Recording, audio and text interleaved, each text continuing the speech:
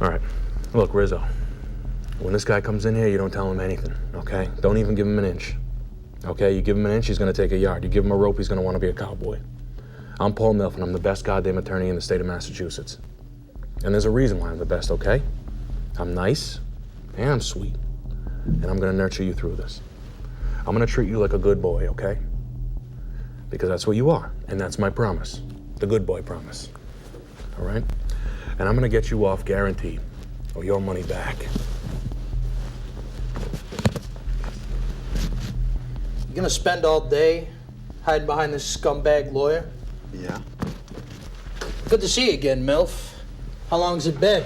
Since your son's bar mitzvah? Fuck you, douchebag. You should be nicer to me. I came all the way from downtown on a mission of mercy. My name's Turpin, Internal Affairs. And I'm giving you one last chance to come clean before I settle this investigation. I know who you are. I can smell I can smell the stink of you when you are walking down the hallway, okay? I can smell internal affairs from a mile away. I can taste it in the air with my tongue like a serpent. Like a serpent? You tasting serpents, Rizzo? That's the kind of thing you really need to report to your LT. You're just trying to take a good man down. I'm trying to protect a lot of... You and I both know the city of Boston can't take that right now. The city of Boston doesn't need any public relations disasters. What, like Saranov? Don't you say that motherfucker's name. Look, just because we've been targeted by these fucking cockroaches, these human cockroaches, doesn't mean that we can't keep a clean shop. And I've been hearing some rumors about you, Rizzo. There's rumors flying around. They say you got a nickname on the streets. They say the perps are calling you the Hoover. Why is that? You wanna know why they call me the Hoover? Yeah, I do. Because I'm top of the line. If you need a vacuum, you go get a Hoover. If you need a good cop, you go get me, the Hoover. Because I'm out there every day sucking up the scum off the streets of Boston, sucking up the grease and the grime and the fucking dirt. You want to know who got the Boston bomber? You know who they called in to get him and his gay little brother to talk? Me. You know who got down to Jerry Sandusky's level, that fucking goofball's level? They got him to squeal like a little piggy? I did. You know who got that diaper bag from Fenway Park that was crapping all over the place to spill his fucking guts? This guy, right here. Look, nobody's arguing with your results, Rizzo. It's your methods that have me worried. My client's clean. He's innocent, all right? He's a fucking choir boy. He's literally a choir boy. Yeah, well, maybe... Look at him. Well, maybe he paid a little too much attention to Father. What the fuck does that mean? It means that the clearance rate in your shop is 24% average, and you're batting 83. It means that from where I'm sitting, that math adds up to police brutality. So you tell me, Rizzo, what are you doing to these creeps when you get them in the room? You want to know what I do? I treat them with kindness. I talk to them. I get them to open up to me like a clam. And I take that little pearl that's in there and I swallow it. And you know what I do? I give it to you guys, you motherfucker, and you shine it up. And that's another scumbag off the streets. God damn it, Rizzo, be straight with me. He is being straight with you. You got no right to say that. This man has been married for 30 years to the same little girl. Little Jane Gillette. I was at their wedding. We went to grad school together at Suffolk Law. And I'm lucky to be married. I was lucky to be at that wedding because I got to be in the presence of a fucking hero. And when they got together, they made a beautiful daughter. Little Ling Ping. And she's got a cleft palate and a little slice on her top lip. And the other night when I talked to him before we realized that the pieces of shit upstairs were gonna come down with the force of God against a good cop, calling him names, making accusations, she came over to me and hobbled over to me in her little wheelchair and said, My dad is a hero? My dad is a hero? And I had to look at her in the eyes. I had to look her in her little dead eye and say, listen, your father's a fucking hero and he goes out and fights every day. Look at him. He's straight. He's got a daughter. Little Ping. And when I met her, she came out of her little room with the blocks. And she looks me in the eye and says, Mr. Milf, am I bad hero? Am I bad in trouble? And I gotta look her back and say, I don't know, because of some fucking soda breath FBI chasing fucking title queen. Some fucking title queen that wants to be something for nobody. You think that the city of Boston can take a good straight married man off the streets? Because you had a hunch? This guy's married and you're saying he's a homo. That's hard for a cop. I've seen this man drag his legs over broken glass for pussy. Is all that true, Rizzo? Of course it is. What the fuck do you think? The way I see it, the city of Boston is my wife, okay? And my wife is my mistress. Do you get that? Do you understand? Yeah. I give it all for the city of Boston. I got a little daughter, Lu Ping. She's a little bit retarded. I tell her, Lu Ping, your daddy's little bastard boy, but I love her just the same. I love that little girl almost as much as she loves to stack her blocks, and almost as much as she loves the shape triangle. Then for the kid's sake, Rizzo, come clean. Tell me everything you know. Put this investigation behind you, because this could affect your pension. He answered your questions. And then you call him a homo. He answered every question you had. We've been here for 6 hours. Now let him go. He's got a chiropractor appointment. He's got a third of a back. Nobody's going anywhere until I get the answers I need. God damn it, he's got to get adjusted. You can't handle the answers you're gonna get. You understand me? I can handle anything. You try me out. I'm a Boston cop just like you. You want the fucking truth? I want the truth. You want the truth? I do. I fucking blow him, okay? I take him to Candy Town, you motherfucker. You know how I got Jerry Sandusky to talk? I dragged a fucking wrestling mat into the interrogation room. I greased both of us up, and I sucked him off. I had Jerry Sandusky's hand on the back of my fucking head. His dirty, filthy nails were digging into my scalp. It fucking hurt. It was painful, I hated it. But you know what? I fucking did it. I took that fat freak's loads into my mouth for the city of Boston. You understand me? I was on the mat, I was wrestling with him. We were tangled up like a couple of octopi, okay? Our tentacles were entwined. We were wrapped up in one another, going to fucking town. And you know what he did? He spilled his fucking guts. Do you have to worry about giving your wife AIDS when you kiss her when you get home at night? Are you worried if you peck your little daughter on the cheek, she's gonna get grids? I don't think so, you son of a bitch. You think my daughter likes watching her daddy crap out half his body weight in white goo every day? I don't fucking think so, you motherless fuck. You piece of shit. Who got down on Sandusky's level? Who got the Boston bomber to fucking squeal? I was working him with my lips, my hands, and I had one of my fingers in his fucking ass. In his butt. You know what it sounds like to me, Rizzo? It sounds like you're getting off on the taxpayers' dime. Fuck you. Your sick perversions have infected this department. There's nothing perverted about what I do. I don't enjoy it. I do what I have to do for the city of Boston.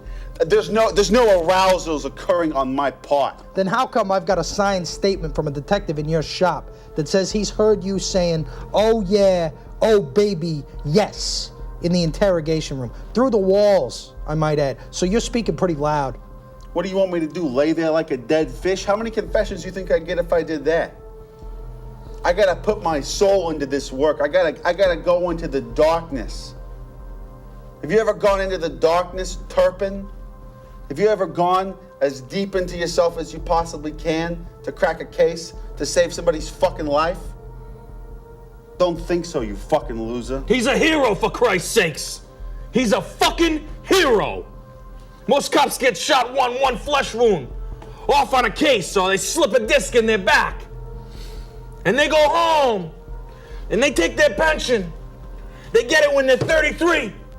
And then they never stop. And it costs the city hundreds of thousands of dollars a year, each fucking guy. They start at a measly $130,000 a year, work their way up to $275,000. They slip a disc, and they're out on the case. And you're worried about this? You're worried about the PR? What? Who cares? Call Slate. Who cares? Put some jelly on it. Call Lindsay at Slate. She can fix it. And you're busting this guy's balls. He's a national security issue at this point.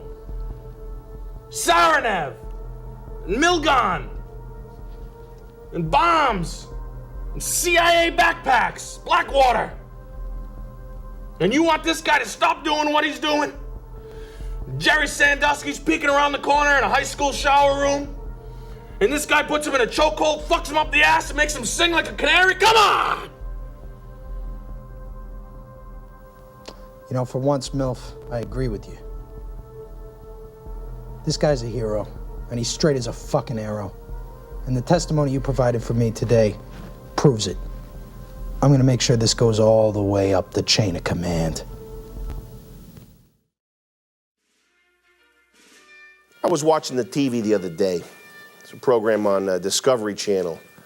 It was about these Russian special forces weirdos. These fucking fruitcakes. They wear tights, they dance around. Spetsnaz, Russian special forces. The whole time I'm watching this thing, I keep thinking to myself, hey, these guys ain't so tough. You know who I'd put against them 9 times out of 10? Boston female firefighters, dude. Any day of the week, you give me 10 of the best Boston female firefighters, put them up against Russian special forces, 9 times out of 10. Boston female firefighters would smoke these jamokes, these maluks, 9 times out of 10, all right? Let me fill you in on a little secret, folks. Hey, like any good leader, I organized my troops into a pecking order, okay? It goes a little something like this. Hypothetical, okay? This is my hypothetical list. Everybody's got a top 10 list. Here's my hypotheticals. U.S. Army Rangers, U.S. Marines, the most advanced space aliens we can imagine. Any other military in the country or in the world. And then next up on the ladder, Boston EMTs, Boston female firefighters, Boston male firefighters, Boston City Corps, and Boston State Troopers, dude. That's my list. So if I'm putting Boston female firefighters up against Amazon Jaguars, can you just imagine for a second my opinion of our state troopers and the fine work they do every day out there on the highways of Massachusetts? And if you thought for 2 seconds otherwise, you'd be dead wrong. Dead wrong like Jane Gillette. Just like Jane Gillette from Ridgefield, Connecticut, you'd be dead wrong. Now look, if this little program's being televised around the country right now, you might not know what we're talking about. You might not know that our motto here is Boston Strong, okay? Last time you turned on the TV and you saw corpse, you were probably watching some New York NYPD fairies, you know, strutting around doing pirouettes as the Twin Towers fell down. That was a sad day for law enforcement, 9/11, because, you know, some say we lost a lot of good men.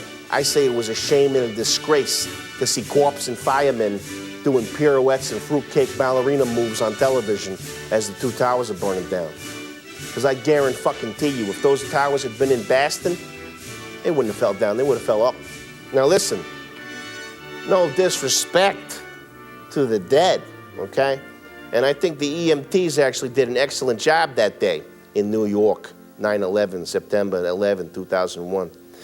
But when I turned on the TV and I saw people doing swan dives from the top of the Twin Towers, I said to myself, I'm sorry.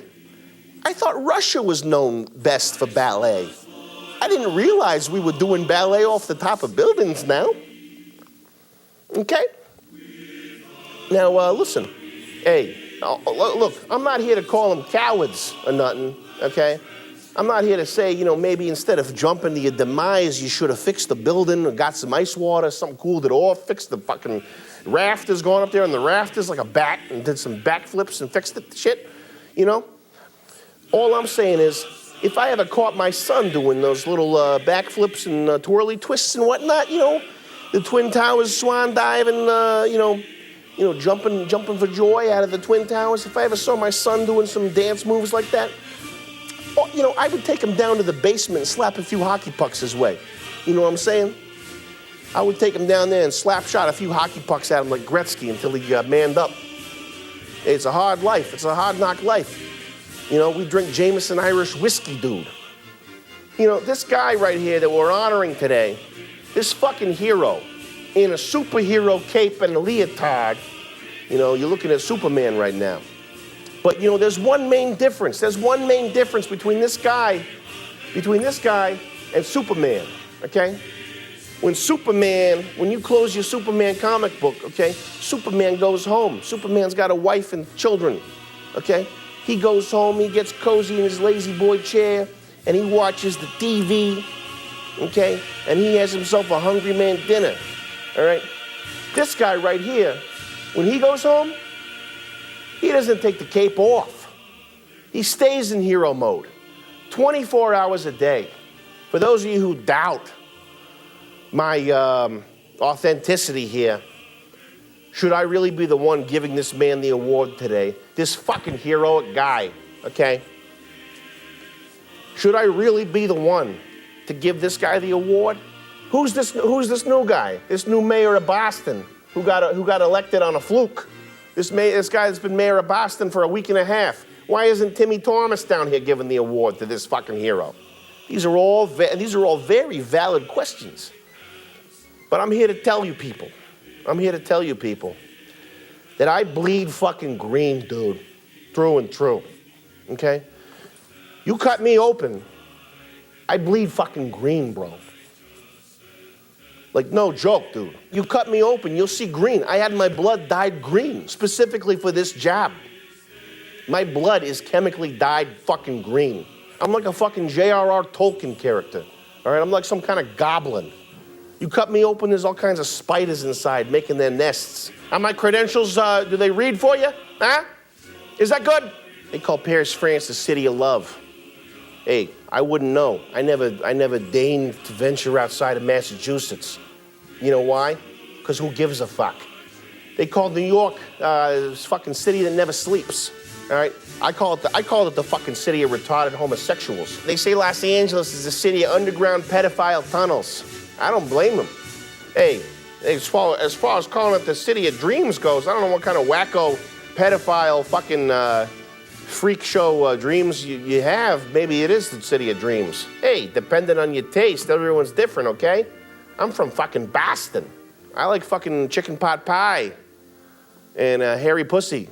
That's why I call Boston the city of loving dreams that never sleeps. Because it's got the best of all three, all rolled into one. Can you imagine that? Why would you go anywhere else? Why would you leave the city of Boston and go anywhere else? I don't understand. I don't get it. I'm serious.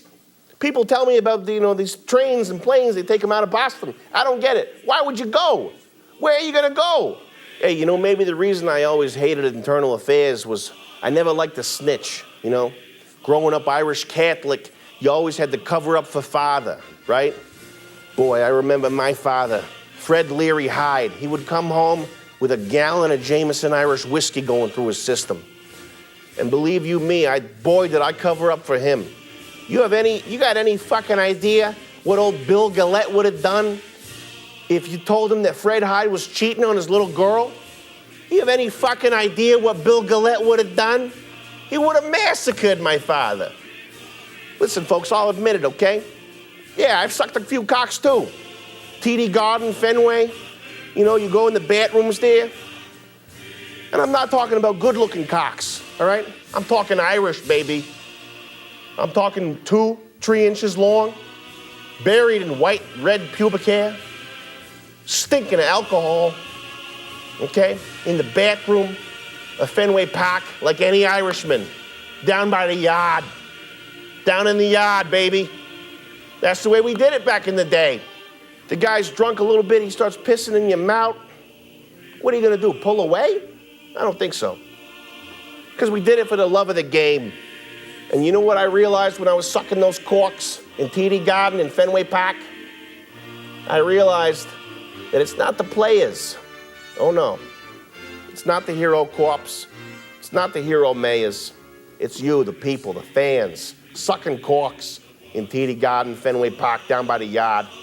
It's you, the cork suckers, that matter the most. And hey, at the end of the day, nothing's wrong with a little green-on-green action. Am I right?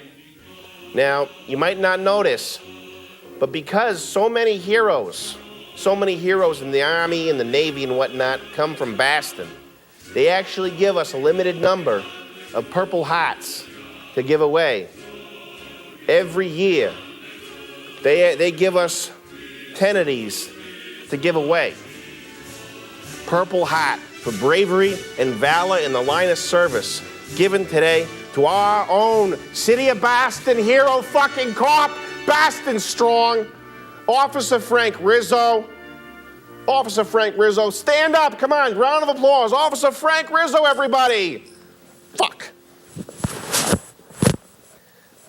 All right, it's okay. It's okay. Frank Rizzo, it is an honor to award you from the City of Boston a Purple Heart for your bravery in the line of duty, dude.